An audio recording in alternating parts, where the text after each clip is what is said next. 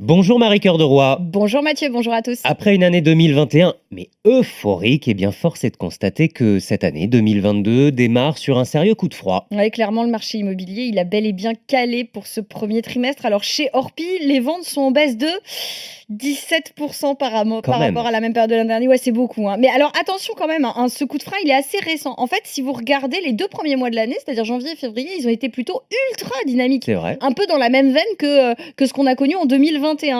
Au sein du réseau Orpi, il y a même des agences qui témoignent en disant ah bah, nous, on a vécu les 2 meilleurs mois de notre histoire, quoi. Ah ouais. Donc, que s'est-il passé pour qu'on ait une baisse de 17% sur l'ensemble du premier trimestre? Bah, c'est le mois de mars, en fait. La guerre En en gros, Ukraine. exactement. 24 février, boum, déclenchement de la guerre en Ukraine. Et il y a quand même eu cet effet, effectivement, un peu anxiogène pour les Français. Mais il n'y a pas que ça. On en a beaucoup parlé. Il y a aussi la hauteur des prix de l'immobilier, hein, qui deviennent intouchables. Et puis, il y a cette période préélectorale qui est quand même traditionnellement calme sur le marché immobilier. L'attentisme. Exactement. On a un contexte général qui incite les Français à lever le pied sur ces projets immobiliers. Pour autant, pas question de céder à la panique. Le marché, il n'est pas du tout encore en train de s'effondrer. Écoutez, Guillaume Martineau, c'est le patron du réseau Orpi, justement. Le marché se casse pas la figure. Je pense qu'il atterrit en douceur. On a moins de compromis, ça c'est sûr, moins 17%. Par contre, ça reste très raisonnable.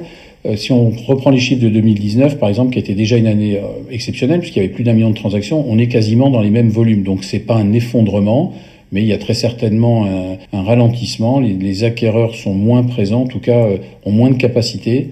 Je pense que l'expression les arbres ne montent pas jusqu'au ciel, eh ben effectivement, là, on a dû toucher le ciel parce qu'il y a un moment donné où nos acquéreurs n'ont plus de capacité d'emprunt. Donc nos vendeurs doivent comprendre que la limite est atteinte et qu'on a peut-être atteint le ciel. Mais justement, c'est la vraie bonne question en fait, Marie.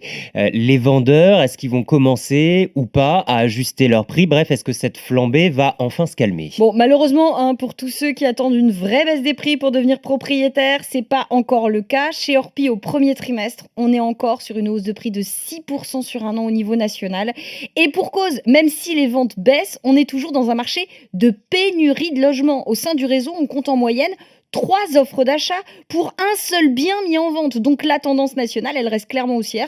Alors avec évidemment des villes qui continuent de flamber et d'autres quand même qui commencent à ralentir. Alors justement, regardons, où est-ce que les prix continuent d'exploser? Bon, je vous préviens, hein, quand je dis que les prix sont en train de flamber dans certaines villes, c'est pas juste une expression de journaliste, hein. Les chiffres chez Orpi, ils donnent véritablement le tournis. Les prix progressent encore de plus de 20% sur un an dans 5 villes. Plus de 20% sur un an. À Vannes, plus 26%. Toulon, plus 23%. Nantes, plus 22%. Montpellier, plus 21%. Et Perpignan, plus 20%. Bon, il y a quand même des ralentissements dans d'autres villes, rassurez-nous. Bah oui, c'est ce dont je vous parlais. Il y a des ralentissements, mais là, vous risquez aussi d'être un petit peu déçus, hein, si vous pensez que c'est le retour des bonnes affaires. Seule ville qui affiche une vraie baisse des prix au premier trimestre, c'est Paris. Ah, Et franchement, c'est pas spectaculaire, hein, 2% de baisse sur un an. Et Paris reste pas loin des 10 000 euros du mètre carré, donc ça reste intouchable pour le commun des mortels, pour vous et moi, quoi, Mathieu. Pour le reste, il y a des ralentissements, oui, mais des ralentissements de la hausse.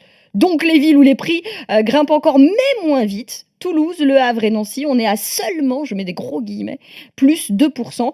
c'est très subtil tout C'est ça. très oui, c'est très subtil. Mais quand même, je voudrais terminer sur une bonne nouvelle parce que je pense qu'avec un peu de patience, on pourrait prendre le pari que les prix vont finir par baisser. Pourquoi? Parce que entre la hausse des coûts de l'énergie, le resserrement des conditions d'emprunt et toute cette ambiance anxiogène, les vendeurs ils vont devoir rapidement adapter leur prix au pouvoir d'achat des acquéreurs. D'ailleurs, demain, restez à l'écoute sur RMC parce que je vous dirai qu'on peut de nouveau sérieusement négocier les prix dans certaines villes.